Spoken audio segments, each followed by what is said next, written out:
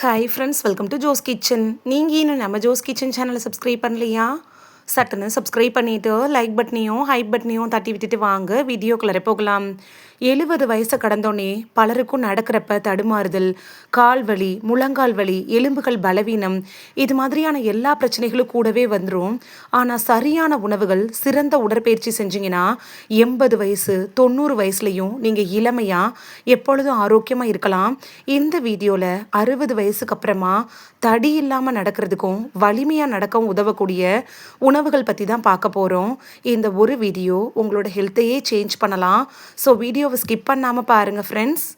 70 வயசுக்கு அப்புறமா நடக்கிறது ஏன் ரொம்ப கஷ்டமாக இருக்குது அப்படிங்கிறத பார்த்துட்டு வந்துடலாமா? வயசு அதிகரிக்கிறப்ப நம்மளோட மசில்ஸோட மாஸ் குறைய ஆரம்பிக்கும். இதை தான் சார்கோஃபீனியா அப்படின்னு சொல்லி மருத்துவத்தில் சொல்கிறாங்க.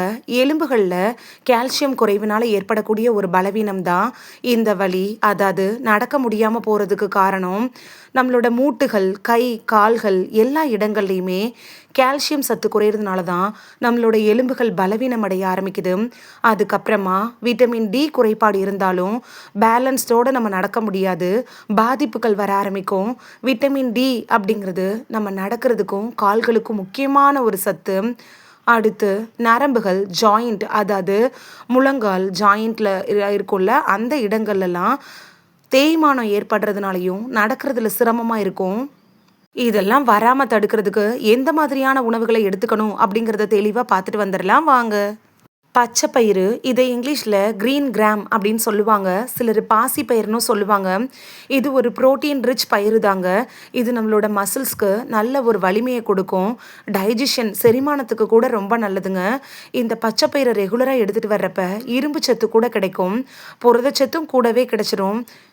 பேரிச்சம்பழத்தை விட இந்த இரும்பு சத்து இருக்குல்ல, அது இந்த பச்சை பயிரில் அதிகமாகவே இருக்குது. எலும்புகளுக்கு தேவையான இரும்பு சத்து நமக்கு அதனால் அப்படியே கிடச்சிரும். இரும்பு சத்து அப்படின்னு சொன்ன உடனே நம்ம ஞாபகத்துக்கு பேரிச்சம்பழம் தாங்க வரும். அதை விட நிறைய இரும்பு சத்து நிறைந்தது தாங்க இந்த பாசிப்பயிறு. பாசிப்பயிரை வயசானவங்க சாப்பிட்றப்ப அவங்களோட எலும்புகள்லாம் நல்லா ஸ்ட்ராங் ஆக ஆரம்பிக்கும், செரிமானம் மேம்படும். ஏன்னு பார்த்தீங்கன்னா பாசிப்பயிரில் நார் சத்து இருக்கிறதுனால டைஜஷனுக்கு ரொம்பவே யூஸ்ஃபுல்லாக இருக்கும். முளைக்கட்டி சாப்பிட்றப்ப கூடுதல் பலன் கிடைக்கும். அதாவது பாசிப்பயிரை ஈர துணியில் எடுத்து வச்சுட்டு மறுநாள் தண்ணி தெளித்து வச்சு பார்த்தீங்கன்னா முளை விட்டுருக்கும். இதை தான் முளைக்கட்டிய பாசிப்பயிறு அப்படின்னு சொல்லுவாங்க. இதில் இன்னுமே கூடுதலாக ப்ரோட்டீன்ஸ் நமக்கு கிடைக்கும். காலையில் எழுந்ததுமே ப்ரஷ் பண்ணிவிட்டு வெறும் வயிற்றுல இந்த முளைக்கட்டிய பாசிப்பயிரை நம்ம சாப்பிட்றப்ப 60, 70, 80, 90 வயசு ஆனால் கூட கை கால்கள் நல்லா பலமாகவும் ஸ்ட்ராங்காகவும் ஆரோக்கியமாகவும் இருக்கும். நீங்கள் தடி இல்லாமல் யாரோட துணையும் இல்லாமல் தனியாக நீங்கள் நடந்து போகலாம். இந்த பச்சை பயிரை எப்படி உணவில் சேர்த்துக்கலாம் அப்படின்னு பார்க்கலாமா? இட்லி, தோசைக்கு சைட் டிஷ் மாதிரி செஞ்சு சாப்பிடலாம். பாசிப்பயிரை ஊற வச்சு மிக்சியில் அரைச்சி பாசிப்பயிறு தோசையாக மாதிரி கூட நீங்கள் சாப்பிட்டுக்கலாம். இந்த பாசிப்பயிறு தோசைக்கு தக்காளி சட்னி வச்சுக்கிட்டிங்கன்னா அல்டிமேட்டாக இருக்கும். இல்லைன்னா ஈவினிங் டைமில் பாசிப்பயிரை சுண்டல் மாதிரி கூட வேக வச்சு சாப்பிடலாம். இந்த பாசிப்பயிரை தொடர்ச்சியாக எடுக்கிறப்ப கை கால்கள்லாம் நல்லா ஸ்ட்ராங் ஆக ஆரம்பிக்கும்.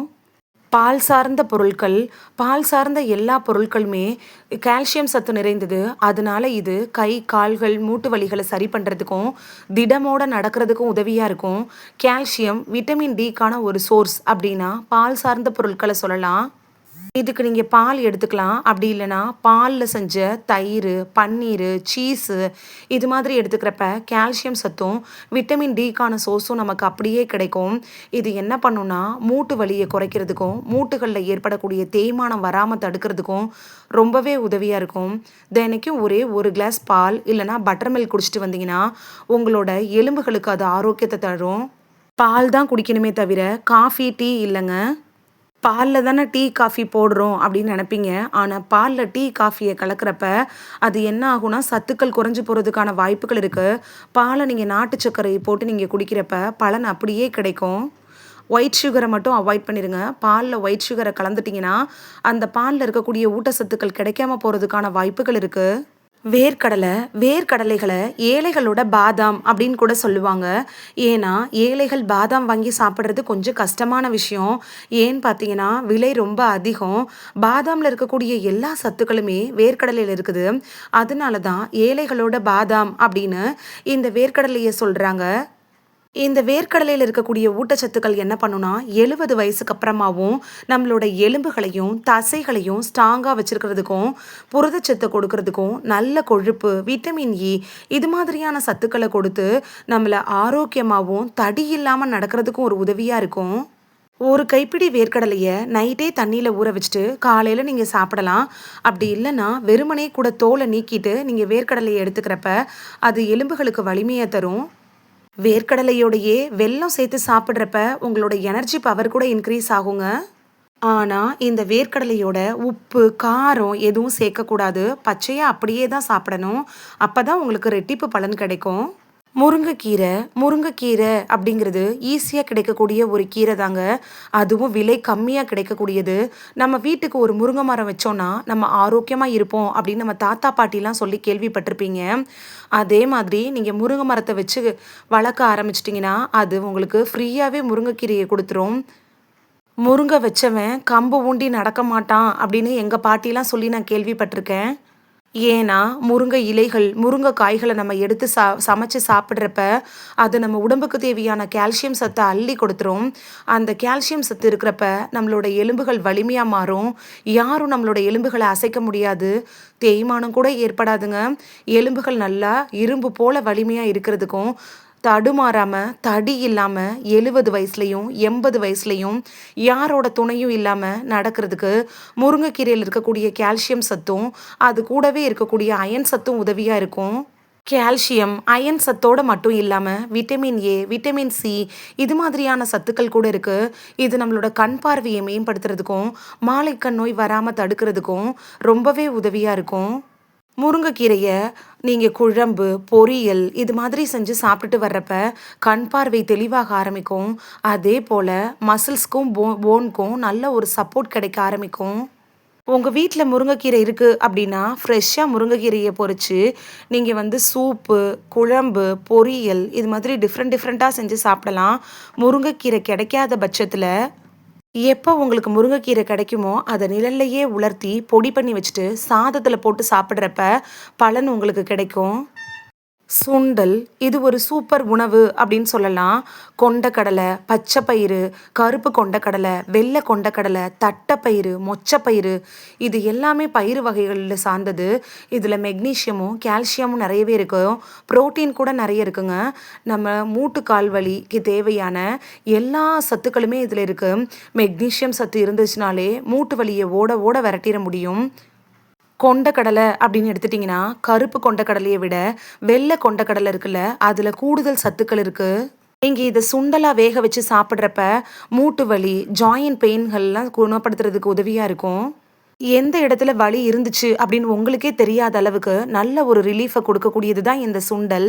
இந்த சுண்டலை நீங்கள் மார்னிங்கோ இல்லைனா ஈவினிங் டைமோ அவிச்சு சாப்பிடலாம். முடிஞ்ச அளவுக்கு எண்ணெய் சேர்க்காம ஆவியில் வேக வச்சு சாப்பிட்றது ரொம்பவே நல்லது.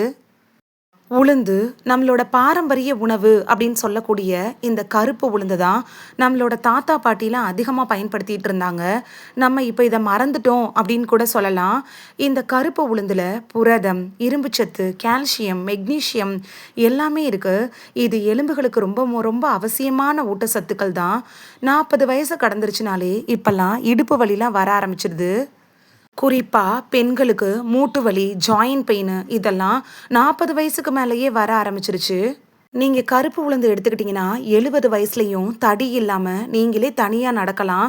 இந்த கருப்பு உளுந்த எப்படி பயன்படுத்துறது அப்படின்னு பார்க்கலாமா? உளுந்தங்களி, உளுந்தங்கஞ்சி, இட்லி, தோசையில் கூட கருப்பு உளுந்து நீங்கள் யூஸ் பண்ணலாம். இது உங்களுக்கு கூடுதல் பலனை தரும். வெள்ளை உளுந்து நல்லது தான், அதை விட கருப்பு உளுந்து அப்படிங்கிறது கூடுதல் பலனை தரும். அது மட்டும் இல்லாமல் இந்த உளுந்தை வடை சட்டியில் போட்டு எண்ணெய் ஊற்றாமல் வறுத்துட்டு பவுட்ரு பண்ணி ஸ்டோர் பண்ணி வச்சிட்டிங்கன்னா தினைக்கும் நீங்கள் குடிப்பீங்கள்ல, அந்த பாலில் சேர்த்து குடிக்கலாம். இல்லைன்னா சாதத்தில் போட்டு கூட சாப்பிடலாம். இட்லி தோசைக்கு கூட தொட்டு சாப்பிட்றப்ப உங்களுக்கு நல்ல பலன் கிடைக்கும். எலும்புகள் வலுவாகும். மூட்டு வலி, இடுப்பு வலி, கை கால் வலிலாம் வராமல் தடுத்துக்கலாம். ஒரு வாரத்துக்கு 3லிருந்து 4 முறை இந்த கருப்பு உளுந்து எடுத்துக்கிறது உங்களுக்கு ரொம்பவே பலன் தரும். இந்த உணவுகளுடைய சில சிம்பிளான எக்ஸசைஸ் செய்கிறப்ப இன்னும் உங்களுக்கு கூடுதல் பலன் கிடைக்கும்.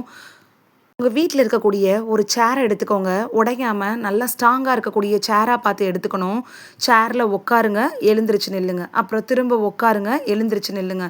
இது மாதிரி மெதுவா அடுத்தடுத்து நீங்க ஒரு 10 முறை செய்றப்போ உங்களுக்கு நல்ல பலன் கிடைக்கும். 2வது எக்ஸர்சைஸ் என்னன்னா, கால்கள ஸ்ட்ரெய்ட்டா வச்சு நிக்கணும். அதுக்கப்புறமா என்ன பண்ணணும்னா, கால்கள லைட்டா மேல உயர்த்தி, குதிங்கால்ல நிக்கிற மாரி வைக்கணும். இதுதான் 2வது எக்ஸர்சைஸு. 3வது எக்ஸர்சைஸ் என்னன்னா, அடி மீது அடி வச்சு நடப்போம்ல, அதுபோல ஸ்லோவா நடக்கிறது தான் 3வது எக்ஸர்சைஸு. 4வது எக்ஸர்சைஸ் என்னன்னு பார்த்தீங்கன்னா, சேர்ல உட்காந்துட்டு உங்களோட கால்கள முன்னாடி நீட்டி நீட்டி மடக்கணும். அதுதான் 4வது எக்ஸர்சைஸு. இந்த மாதிரிலாம் செய்றப்ப உங்களோட கால் வந்து நல்லா ஃப்ளெக்சிபிளா மாற ஆரம்பிக்கும். பிளட் சர்க்குலேஷனும் இம்ப்ரூவ் ஆக ஆரம்பிக்கும்.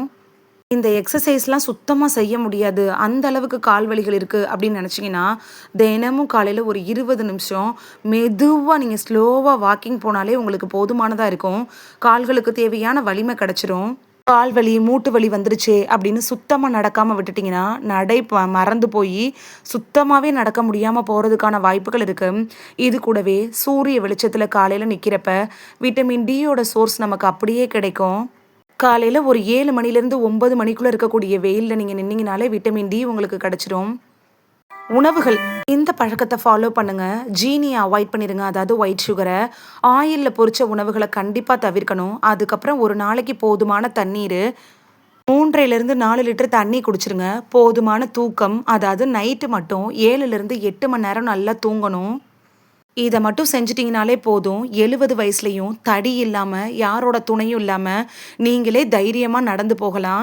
இந்த வீடியோல 70 வயசுக்கு அப்புறமும் தடி இல்லாம நடக்கிறதுக்கு சாப்பிட வேண்டிய உணவுகள் பத்தி தான் பார்த்தோம்.